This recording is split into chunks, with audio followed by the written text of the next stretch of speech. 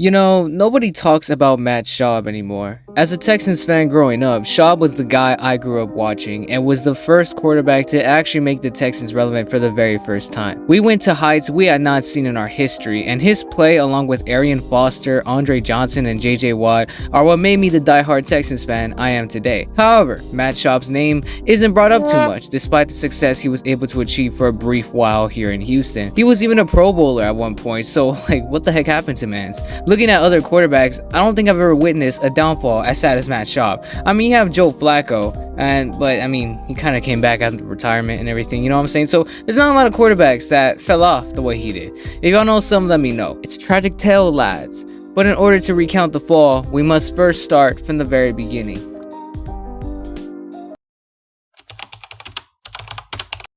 Our story begins in 2007. The Texans are coming off another abysmal year under quarterback David Carr. Now, of course, around this time, I was probably watching Barney somewhere, so I never saw David Carr in action. But from what I could gather from watching the film, manages to get sacked a lot. So much so he even has a record for the most sacked quarterback in a season in NFL history at a whopping 76. Anyway, it was clear this guy was just not our guy, and so the Texans would go search elsewhere. On the flip side, Matt Schaub was playing backup for the Atlanta Falcons. Selected in the 3rd round by the Falcons in 2004, Schaub never really set foot on the field too much, as he was the backup to Michael Vick at the time. He would start some games, but overall nothing too extraordinary. However, in 2007, the Texans would trade for Schaub with the 2nd round pick they had, and on the same day that Schaub had his introductory press conference, they released David Carr. Damn. It's low-key messed up. Now it was Schaub's time to shine. He won the starting job, and just like that, the Texans were off to a 2-0 start, the first in our short history. Although Schaub faced injury issues, the Texans would finish 8-8, a franchise best at the time. This man was showing some promise, and along with Andre Johnson, these two were beginning to click. More so the following 2008 season, as this duo had incredible games, such as against the Bengals, where Schaub threw for 280 yards, with Johnson receiving 143 of those yards. Unfortunately, Schaub had an injury to his knee, but the Texans would finish strong again at 8-8. Not bad for a 3rd round pick. Now, the 2009 season was the first season I started keeping up with the Texans. I was 5 years old, and Barney was getting a little old for me, you know what I'm saying? I can't dance like the rest of them. Bro, what the fuck you mean, dog? Get the fuck out here and get your fucking groove on, dog. I wander my way to the living room and I see my parents watching something on screen. What is that? What am I looking at? It's Matt Schaub throwing a bomb to Andre Johnson. Touchdown Texans. That was pretty cool. Maybe I should sit down and watch this. I don't know. Just like that, every Sunday I was in awe at what I was looking at. Schaub was firing on all cylinders, and he would finish with 4,770 yards, 29 touchdowns, and 15 interceptions, leading the Texans to their first winning season at 9-7. Unfortunately, we did not make the playoffs, but guys, we were cooking, I'm telling you. The hope was there, but it came crashing down in 2010 when the Texans went 6-10. Now, I struggled to find what causes the slip because Schaub had a pretty decent season at 4,370 yards, 24 touchdowns, and 12 interceptions. Not to mention Arian Foster, an undrafted running back who had everything to prove, bursting onto the scene, and man did he do that and then some. 1,616 yards on the ground with 16 touchdowns. The main issue came from the defense, as we were ranked 29th that year.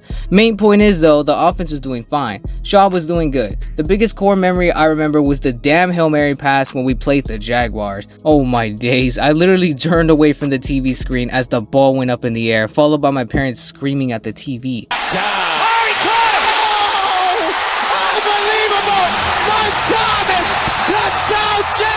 I turned back around and I could not believe what transpired. That sums up our 2010 season in a nutshell, I suppose.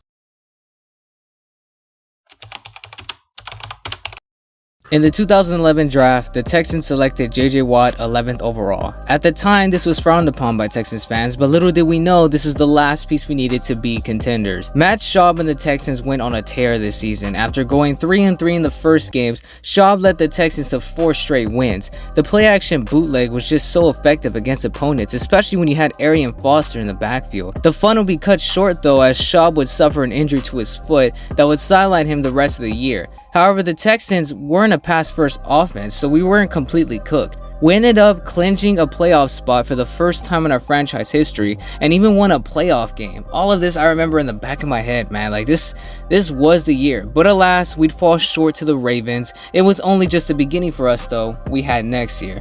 2012 though was the year all the pieces were finally coming together. We went on an 11-1 tear and Schaub was absolutely killing opponents with the bootleg. This was our year, man, and this is the first season I remember like vividly too. Every Sunday after church we'd catch the game on the radio since Hulu wasn't even a thing yet. Play-by-play calls by Mark Vandermeer, the OT Jacksonville thriller to the Thanksgiving Day thriller with the Lions. These are all classic moments in Houston Texans history, and it all came from this one season. This season gives me a lot of nostalgia for real, and this is the peak of the Schaub, Foster, and Andre Johnson era. However, cracks began to form near the end as we would end off the season 1-3, leading us to a 12-4 record and missing the chance at a first round bye. Now, we'd make what could have been lighter work against the Bengals once again. However, this would be the most exciting moment of what was to come later for Schaub. We'd get our butts jiggled by the Patriots because who really wasn't getting destroyed by Brady throughout the early 2010s besides the Mannings. Nonetheless, this was a sad way to go out, but don't worry, Schaub is on that new contract. We'll just run it back next year, right? Right, guys? The 2013 season was the stuff of nightmares. Oh boy, where do I begin? The fall off of this Texans core needs to be studied because to this day, I've never witnessed a greater fall off than the 2013 Texans. Y'all truly had to be there to witness it for yourselves, shawties. Now at 9 years old, I was pretty excited for this season. I mean, come on, we literally started the season off 2-0, one of them being a comeback win against the Chargers on Monday Night Football. But when I tell you we fell off a cliff afterwards, we really just fell off a cliff afterwards. 14, count them, 14 straight losses in a row. It was insane watching the Texans become a high school level football team. But guac, you say? The roster is almost identical to the previous years. What could have possibly led to the demise of it all? I hate to break it to y'all, but at the center of this tragedy that took place was none other than Matt Schaub. Schaub just did not look like himself. I don't know what happened to bro, but he went from a literal Pro Bowler level quarterback a year prior to quite possibly the worst quarterback of the 2013 season. To this day, he holds an NFL record for the most consecutive games of throwing a pick six at 4 straight games, handing a touchdown to the other team. Pure garbage on the offensive side of the ball. Foster was injured, and later on Schaub would get injured as well. At that point, I already checked out of the season. Last memory I had was being at a restaurant and catching a glimpse of us on TV getting beat by the mediocre Titans. What a train wreck. So much so that this would be Schaub's final season as the Texans quarterback. What seemed so promising just a year before became an outright nightmare, and fans turned on Schaub quickly. Y'all just had to be there, man. Jerseys getting burnt up. Oh boy. Matt Schaub would get traded to the Oakland Raiders in 2014. Schaub would never really be the same or even come close to the glory days in Houston. He would end off his career in 2020 backing up Matt Ryan. Now say what you want about Schaub, but I will myself petition for him to be in the Texans Ring of Honor.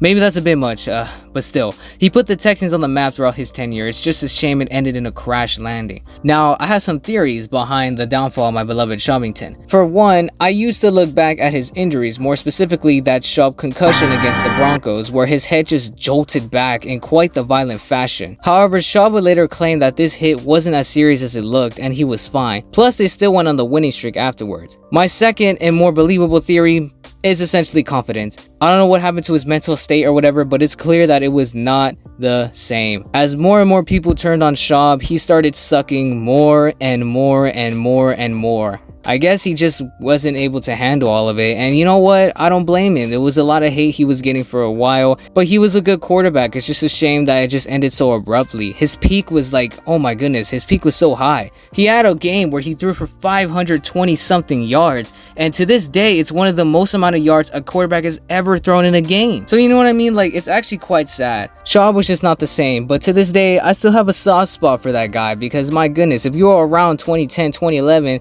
those days, hey man, he really led us to some pretty cool games, you know what I mean? But anyway, Schaub is now retired and he's off enjoying retirement with his fam. You know what I mean? That's inspirational. All I hope is that he's okay and that he looks back at his career and be like, you know what? I did what I could. And I did what I was offered, you know what I mean? But nonetheless, that was the history of Schaub. I just love Matt Schaub. And I don't know, I don't know many Texans fans who talk about Schaub, and I just wanted to bring that up. Anyways, thank y'all for watching. I'll see you on the next one. Bubble screen to Johnson. Andre Johnson. Here he goes.